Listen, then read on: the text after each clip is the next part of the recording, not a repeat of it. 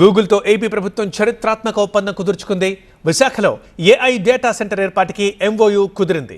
Google అనుబంధ సంస్థ రైడెన్తో AP సర్కార్ ఒప్పందం చేసుకుంది. ఢిల్లీ వేదికగా ఈ ఎంఓయూపై సంతకాలు జరిగాయి. చంద్రబాబు, లోకేష్, కేంద్ర మంత్రుల సమక్షంలో ఒప్పందం కుదిరింది. సీఎం చంద్రబాబు, మంత్రి లోకేష్, కేంద్ర మంత్రులు అశ్విని వైష్ణవ్, నిర్మలా సీతారామన్ సమక్షంలో ఈ ఒప్పందం జరిగింది. 88,000 కోట్లకు పైగా ఇన్వెస్ట్మెంట్తో విశాఖలో ఏఐ డేటా సెంటర్ ఏర్పాటు చేయబోతున్నారు. 5 ఏళ్లలో 88,628 కోట్ల రూపాయల పెట్టుబడులు పెట్టబోతోంది గూగుల్. ఇది దేశంలోనే అతిపెద్ద విదేశీ ప్రత్యక్ష పెట్టుబడిగా రికార్డ్ క్రియేట్ చేయబోతోంది. ఏపీని ఏఐ ఆధారిత ఆవిష్కరణలు, డిజిటల్ ట్రాన్స్ఫర్మేషన్ దేశంలోనే అగ్రగామిగా నిలపడమే ఈ ఒప్పందం ప్రధాన లక్ష్యం. అలాగే ఇది ఆసియాలోనే గూగుల్ చేపట్టే అతిపెద్ద ప్రాజెక్టుల్లో ఒకటిగా నిలవబోతోంది.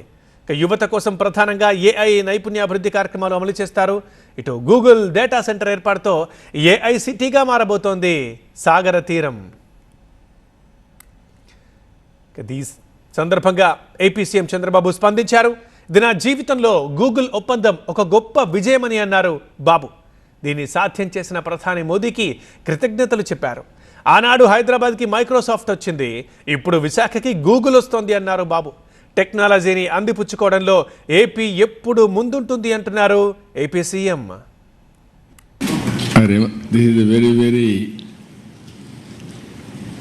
auspicious day and also very, very happy day for me, not only for me, for all of us. First of all, I have to thank Honorable Prime Minister. He has made it possible. Always, I am a great admirer of Google. Your creativity, your speed, that is very, very important. From high-tech city and IT promotion started in Hyderabad, that is late 90s.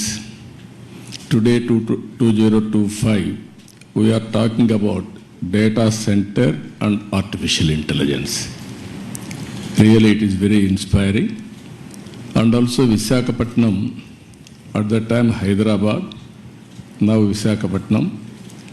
Even Hyderabad, I brought Microsoft at that time. First time Microsoft has come to Hyderabad. Today, Google has come to Visakhapatnam. We are very happy.